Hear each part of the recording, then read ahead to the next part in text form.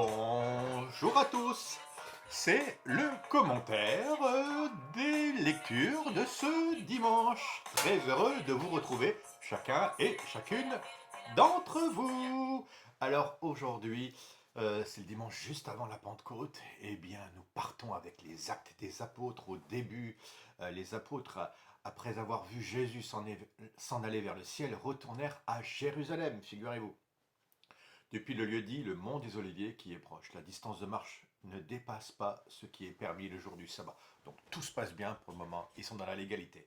Mais il va y avoir un de ces mondes, c'est pour vous expliquer que euh, juste avant la Pentecôte, Jésus bouscule tout.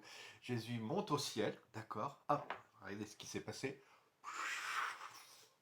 Jésus monte au ciel, mais alors qu'ils lui regardent les pieds, il y a les anges qui leur disent allez les amis, il faut aller bosser. Hein, et c'est ce qui vous arrive. C'est fini le confinement. Allez maintenant, il faut retourner bosser. Mais ça veut dire quoi retourner bosser, aller voir nos frères qu'est-ce que tu nous veux, Jésus?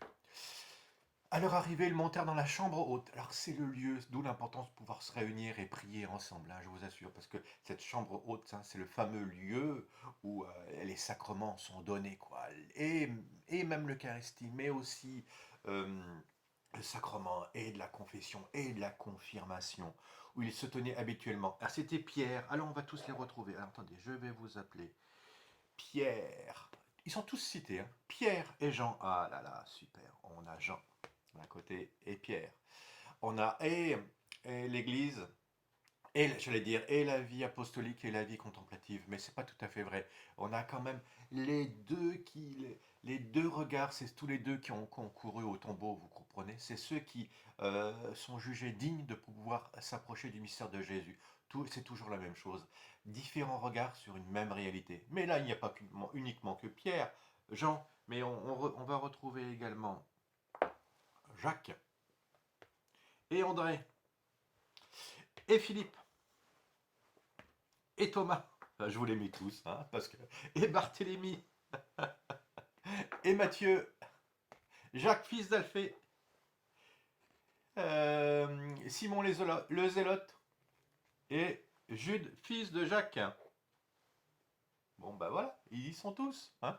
Tous d'un même cœur étaient assidus à la prière avec des femmes. Oh là là, aujourd'hui on a. Hein. Enfin, en fait, c'est la grosse assemblée, l'assemblée des chrétiens. Oh là là, il y a Jean qui est un peu tombé là. Des femmes, et puis surtout, c'est ça qui est incroyable, c'est pour ça que je vous commente aussi cette première lecture. D'habitude, je vous fais que l'évangile, mais il y a quoi? Il y a la belle Vierge Marie, hein, avec des femmes, avec Marie, la mère de Jésus, et avec ses frères. La Vierge Marie est au milieu de tout ce petit monde. Et si Jésus est monté au ciel, et il nous donne la grâce pour nous envoyer l'Esprit Saint, on est bien d'accord, mais il nous donne surtout la grâce de pouvoir avoir la Vierge Marie au milieu de nous. Et c'est elle qui nous apprend à lire l'Évangile. C'est elle qui nous fait rentrer dans les secrets de Jésus. Et c'est tout l'Évangile de ce dimanche. Hein. Jean 14, 18, 16, 22. Hop là, Jésus dans le bon sens. Et c'est quoi? En ce temps-là, Jésus leva les yeux au ciel et dit, Père, l'heure est venue, glorifie ton Fils afin que le Fils te glorifie. Ainsi, comme tu lui as donné pouvoir sur tout être de chair, il donnera la vie éternelle à tous ceux que tu lui as donnés. C'est quand même incroyable. On est en direct live de la prière de Jésus avec son Père. On est au cœur de la Trinité. Et c'est quoi le cœur de la Trinité? C'est ce que vous allez vivre éternellement. Après votre mort, vous serez en Dieu. Le fameux paradis, c'est quoi? C'est être en Dieu. Et de quoi ça cause, hein, et de quoi ça parle là-haut dans la Sainte Trinité? D'abord,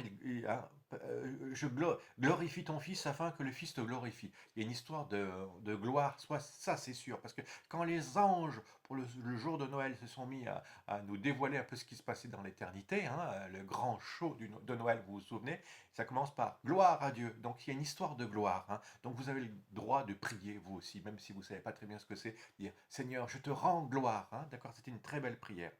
Ainsi, comme tu lui as donné pouvoir sur tout être de chair, ça continue la discussion, donc c'est quand même hyper intéressant d'écouter la prière de Jésus.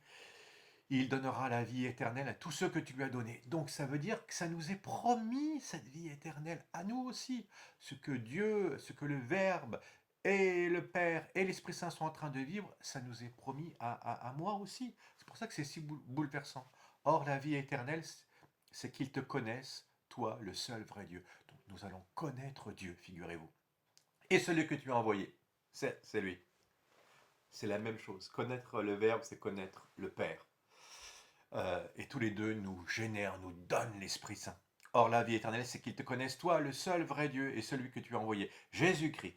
Moi, je t'ai glorifié sur la terre en accomplissant l'œuvre que tu m'avais donnée à faire. Maintenant, glorifie-moi auprès de toi, Père, de la gloire que j'avais auprès de toi avant que le monde existe. Incroyable, incroyable. J'ai manifesté ton nom aux hommes que tu as pris dans le monde pour me les donner. Donc, de quoi il parle? Il parle de gloire, on est d'accord. Mais après, il parle de nous, il parle de moi, hein, aux hommes que tu as pris dans le monde pour me les donner. Euh, c'est fou ça, que Dieu parle de moi. Et, euh, et Dieu nous aime en ce moment. Et Dieu, en ce moment, est en train de nous créer. C'est pour ça qu'on ne disparaît pas. Qu'est-ce qui fait que j'existe? C'est le fait que en ce moment, le Père, le Fils et le Saint-Esprit sont en train de me créer. Il y a un acte créateur éternel et qui me porte. Et c'est un acte d'amour, figurez-vous. Ils étaient à toi, tu me les as donnés, ils ont gardé ta parole. Gardez la parole de Dieu. À partir du moment où tu gardes la parole de Dieu dans ton cœur, comme nous en ce moment, eh bien, tu rentres dans ce mystère de la Trinité. Maintenant, ils ont reconnu que tout ce que tu m'as donné vient de toi, car je leur ai donné les paroles que tu m'avais données. Ils les ont reçues, ils ont vraiment reconnu que je suis sorti de toi, ils ont cru que tu m'as envoyé. Moi, je prie pour eux. Voilà aussi la deuxième grande info. Non seulement il parle de nous, mais Jésus prie pour nous. Vous allez aller à vous allez à la messe, hein, vous allez prier, vous croyez que vous allez prier Dieu, et en fait c'est Dieu qui vous prie. Enfin, qui prie pour vous, c'est plutôt ça qu'il faut dire. Dieu prie pour vous, il vous porte, c'est même lui qui vous attire. Hein. Moi je prie pour eux, ce n'est pas pour le monde que je prie, mais pour ceux que tu m'as donnés, car ils sont à toi. Tout ce qui est à moi est à toi, et tout ce qui est à toi est à moi. Bon, ça, on a compris. Et je suis glorifié en eux. Oh, plus fort encore. Hein. En nous, chrétiens, disciples de Jésus, amis de Jésus même, j'allais dire, Jésus vient se glorifier en nous.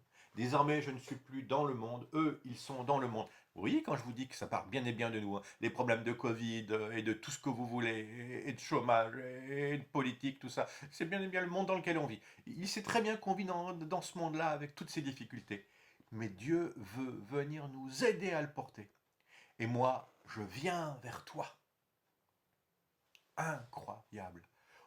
C'était ce matin en direct live de la Sainte Trinité où on s'est aperçu qu'au milieu de tout ça, il y avait nous, il y avait moi aimé par Jésus, moi aimé par le Père, moi aimé par l'Esprit Saint. Alléluia! Allez, très bon dimanche à chacun d'entre vous. On se quitte en musique. Bon dimanche.